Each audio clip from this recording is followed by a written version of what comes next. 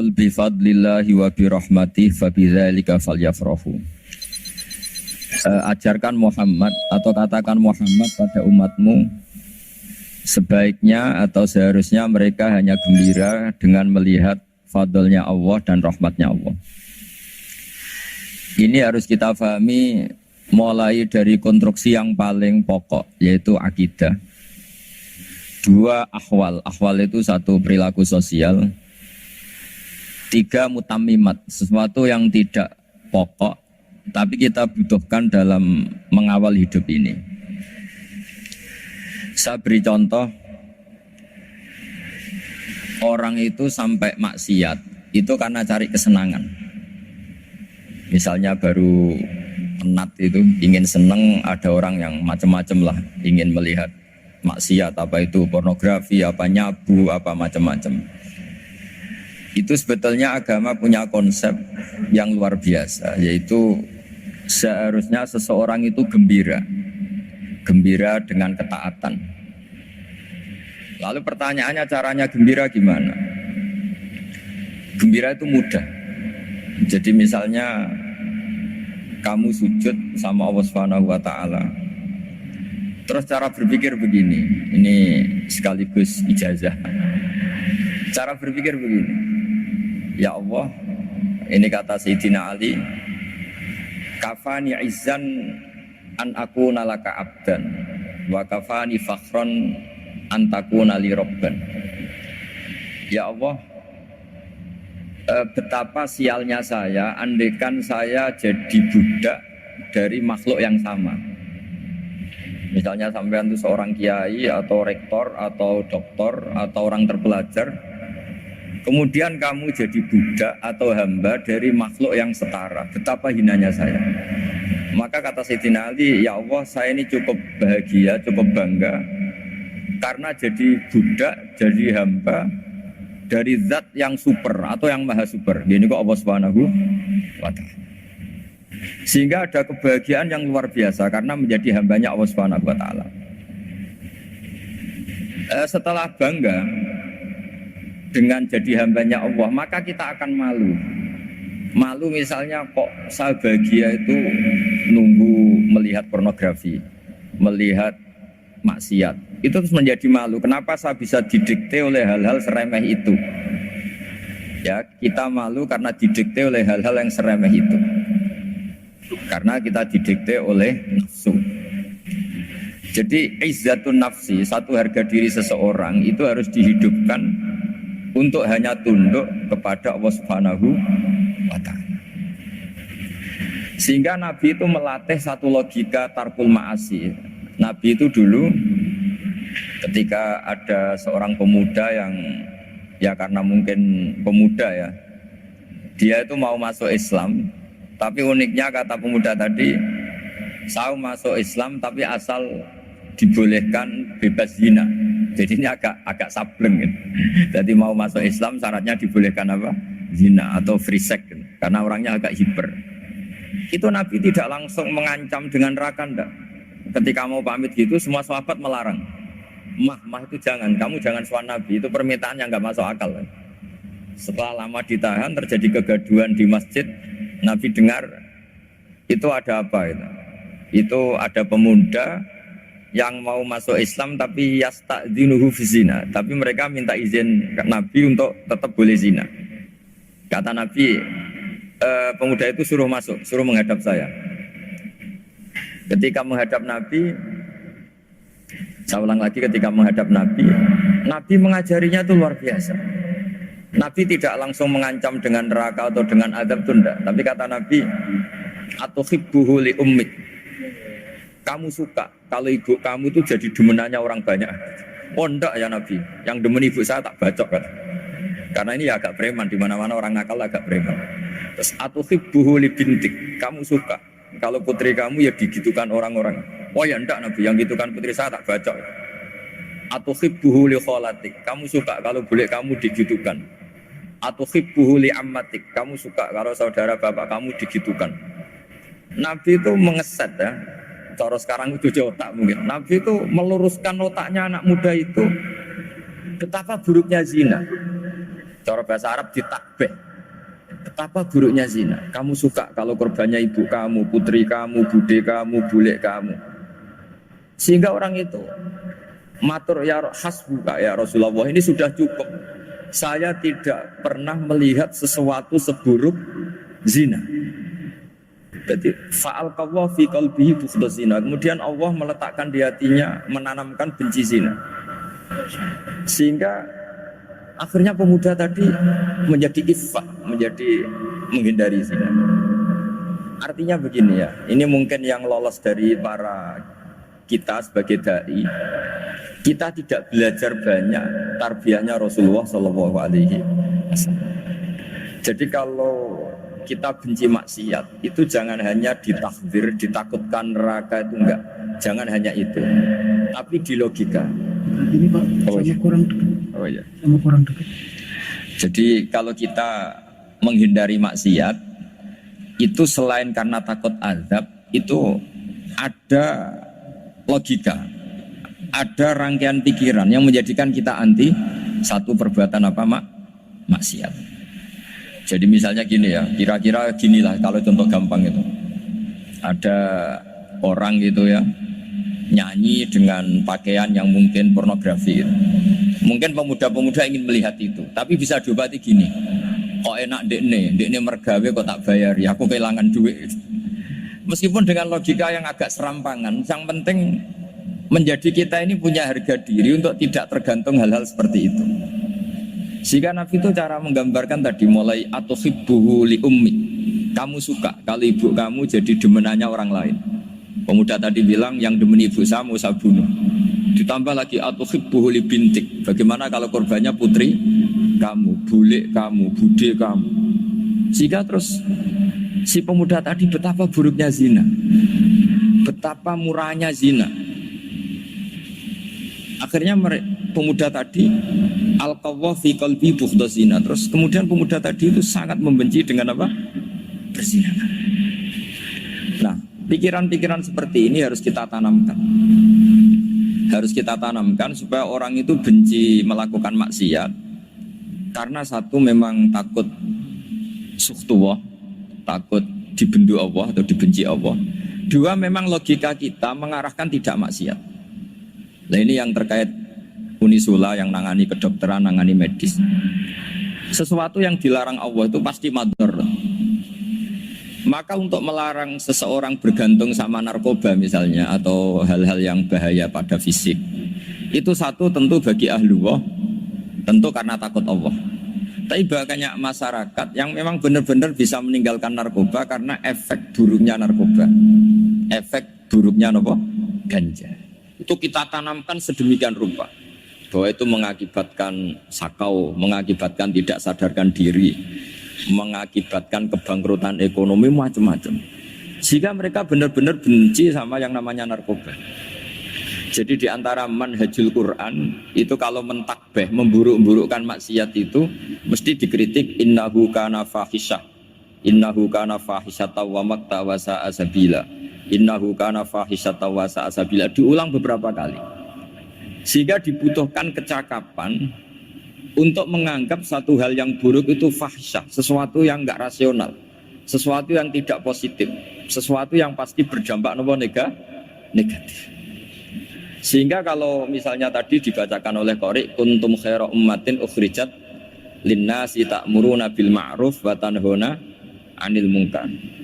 Untuk berhenti dari kemungkaran itu satu takbihun litilkal munkar atau litilkal munkarat, bahwa mungkarat itu kita cap, kita stigmasi bahwa itu buruk sekali. Seperti Nabi mengajarkan pemuda tadi, masa kamu suka ibu kamu digitukin lelaki lain, putri kamu, bule kamu, bude kamu, sehingga orang ini pikirannya termindset betapa buruknya zina. Sama seperti kita sukses memindset betapa buruknya narkoba, betapa buruknya bahan-bahan terlarang. Begitu juga seterusnya, terus pengkhianat dan sebagainya. Tapi problem manusia adalah dia itu akan mencari kebahagiaan atau kesenangan sesaat. Maka caranya gimana? Keinginan senang lewat maksiat ini dilawan dengan nyaman dengan taat. Saya ulang lagi, nyaman dengan taat. Sehingga ulama dulu punya kalimatul munajat, artinya kalimat hubungan pribadi sama Allah yang menjadikan orang itu nyaman. Dan ini yang diajarkan kitab-kitab tasawuf. Kitab tasawuf itu sukses mengajarkan melihat alam raya ini semuanya nyaman, termasuk yang mengecewakan. Itu dianggap nyaman. Saya berkali-kali mengajarkan ilmu ini karena ini musalsal ila Rasulillah sallallahu alaihi wasallam. Itu pernah suatu saat Imam Ahmad itu dipanggil sama tetangganya, anak muda. Tentu Imam Ahmad ini orang yang sangat soleh, sangat waroi, sangat tunduk sama perintahnya Allah dan Rasul. Pemuda tadi manggil, ya Ahmad, datang ke rumah saya. Imam Ahmad datang. Setelah sampai ke pemuda tadi, sudah pulang lagi, saya tidak butuh kamu. Pulang lagi. Setelah sampai rumah dipanggil lagi, ya Ahmad, datang lagi. Datang lagi. Oh, saya tidak jadi butuh, pulang lagi. Sampai 3 kali. Dan itu perangai ekspresi Imam Ahmad itu atau ulama lain yang sesoleh beliau itu nyaman, indah. Beliau tetap senyum-senyum nyaman. Beliau tidak tersinggung, tidak terprovokasi, pokoknya tidak tersinggung, kelihatan nyaman. Lama-lama pemuda ini terus tanya, ya Ahmad, kamu saya perlakukan seperti ini kok tidak tersinggung? Kamu senyum-senyum saja, happy-happy saja. Jawabnya Imam Ahmad itu unik. Wahai pemuda, saya kamu panggil itu senang sekali. Karena kata Nabi, kalau kamu iman dengan Allah dan Rasul, maka hormatilah tetangga. Jadi saya senang. Karena nuruti perintah Allah untuk menghormati tetangga. Jadi tidak ada urusannya dengan kamu.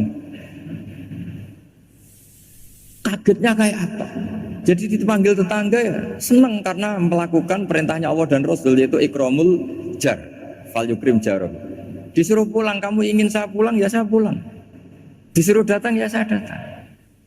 Jadi saya tidak tersinggung, saya tidak ada urusan dengan kamu. Urusan saya dengan Allah Subhanahu wa ta'ala. Yaitu kalau bapak-bapak istrinya ngomel terus sabar itu ya bagus. Saya tidak punya urusan. Kalau kamu terprovokasi oleh istri, berarti kamu didikte oleh makhluk. Masa seorang rektor didikte makhluk? Kan tidak keren. Apalagi seorang Habib didikte makhluk, kan tidak keren. Yang bisa mendikte kita hanya Allah Subhanahu wa ta'ala. Dan Allah mendikte kita, mengajarkan dia wa ashiruhunna bil ma'ruf fa in karihtumuhunna fa asa an takrahu syai'a wa yaj'alallahu fi khairan katsira. Jadi cara melihat istri kita bawel gitu atau cerewet, alhamdulillah ini ada pahala tanpa modal, cukup sabar. Kalau istri kamu sedang mesra malah mintanya ke mall, malah biayanya tinggi. Murah mana dapat pahala dimarahin sama saat mesra minta ke mall? Milih yang pertama kan? Nah ya itu tidak usah modal ya gitu aja. Jadi kalau istri sedang marah bawel, anggap saja ini rezeki, dapat pahala tanpa apa? Biaya. Tapi kalau pas rukun malah nantang ke mall, biayanya malah tinggi. Jadi ulama dulu itu melihat dunia itu happy. Karena Imam Syafi'i dikasih tahu, orang yang tadi nyium tangan kamu ya, itu di rumah menghujat Anda. Jadi dia sopan hanya di depan Anda, kalau di luar menghujat Anda. Jawabnya Imam Syafi'i lucu. Ya baguslah. Yang cerita ini kaget. Kenapa bagus ya Aba Abdillah? Kalau manggil Imam Syafi'i ya Aba Abdillah. Ya berarti saya masih wibawa, di depan saya tidak berani katanya. Jadi dipandang enteng saja. Jadi kalau kamu di depan kamu istri kamu tidak berani belanja, tidak ada kamu belanja banyak, anggap saja Anda wibawa. Jadi enteng saja. Pernah Imam Syafi'i dikasih tahu, separuh dari kampung Anda itu gak suka kamu. Ya baguslah. Kenapa? Oh nak rukun malah bakal utang katanya gitu. Kira-kira yang utang itu yang rukun apa yang neng-nengan? Yang rukun. Jadi enteng saja. Masyhur itu makalahnya Imam Syafi'i. Waman asa'a ilaika faqad atlaqaka. Orang yang berbuat buruk sama kamu berarti membebaskan kamu. Kalau saya sedang nenengan sama Habib Hasan Toha Putra, beliau naik Alphard nggak nawarin saya sah karena baru nenengan. Tapi kalau sedang rukun malah harus repot mana? Rukun sama ndak rukun? Repot rukun sebetulnya. Jadi Imam Syafi'i itu happy saja. Kalau sedang rukun sama tetangga ya dianggap rukun itu satu kenikmatan. Sedang ndak rukun ya dianggap satu kenikmatan. Jadi orang dulu itu serilek itu melihat dunia. Kalau kita kan enggak, ego. Wah saya ini suami kok dimarahin istri. Wah ini egonya bangkit. Padahal egonya bangkit itu ada kebodohan di situ. Yaitu seorang rektor didikte seorang istri, seorang makhluk. Apalagi kalau Anda daftar wali itu tidak akan jadi wali. Ini wali kok tunduk sama makhluk. Karena didikte apa? Makhluk. Maka Imam Ahmad ketika tetangganya bully gitu ya santai saja, beliau happy. Ketika pemuda tadi eskal janggal, kenapa kamu gak tersinggung ya Ahmad? Memangnya saya harus tersinggung gimana? Kan tak panggil tidak jadi, tak panggil tidak jadi. Hei pemuda, saya ini tidak punya urusan dengan kamu. Saya nuruti kamu karena perintahnya Allah. Saya senang melakukan perintah Allah, harus berbaik sama kamu. Sampai 3 kali. Jadi kebahagiaan ini pula yang harus kita latih dalam melakukan ketaatan. Tapi kalau kita sudah tidak bahagia dengan taat itu bahaya sekali. Ambil lagi.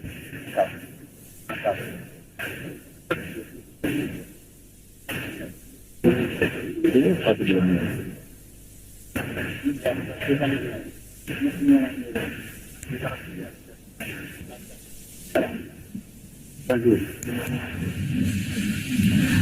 Harus gini bang prosedurnya. Di DP makhluk gitu. Di DP panitia. Itu aja pakai. Oh yang ini. Baik bagus ini tapi.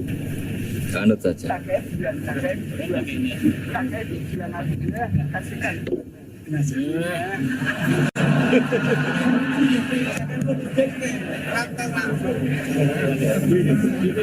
Ya. Sudah ini sudah bisa. Oh, sudah ini sudah benar. Untungnya kiainya latihan jadi wali, jadi gak tersinggung. Kalau ndak ini sudah masalah ini. Paling ndak kan baru ngajarkan gitu masa ada bisa meraktekkan gitu. Jadi pura-pura soleh. Tapi memang obsesi saya terbesar atau cita-cita saya terbesar memang setiap ngaji saya ingin orang mukmin semuanya itu bahagia. Dengan bahagia itu mereka tidak neko-neko ingin mencari kebahagiaan lewat jalur apa maksiat. Sehingga dalam konstitusi ulama yang ditulis di kitab-kitab usul fikih, dan itu kitab yang saya kaji, selalu saya kaji, itu membela-bela sesuatu yang mubah itu sampai luar biasa. Karena melihat mubah itu, misalnya Anda tidur itu berstatus mubah, Anda bermain catur berstatus mubah, Anda rileks sama teman jagongan semalam dengan teman rektor atau dosen atau yayasan, itu melihatnya bukan mubah tapi tarkul maksiyah. Misalnya saya semalaman asik musamarah itu jagongan malam sama Habib Toha Al-Munawwar. Itu awang hitungnya bukan, wah ini jagongan ngalor ngidul tidak penting tuh enggak. Malam itu bahak tidak ke dugem, tidak ke tempat maksiat. Sehingga ada ulama yang mengatakan mubah itu enggak ada. Saya ulang lagi, mubah itu tidak ada. Kan umumnya ulama bagikan wajib, ya kan, haram gitu. Terus diantaranya mubah, sunat, makruh. Ada ulama yang mengatakan mubah itu tidak ada. Kenapa? Logikanya begini, itsma min mubahin illa wa yatahaqqaqu bihi tarku haramimma. Karena tidak ada mubah yang Anda lakukan kecuali saat itu pasti ditinggalkannya sebuah keharaman. Misalnya Anda sedang jagungan sama istri di luar, di rumah.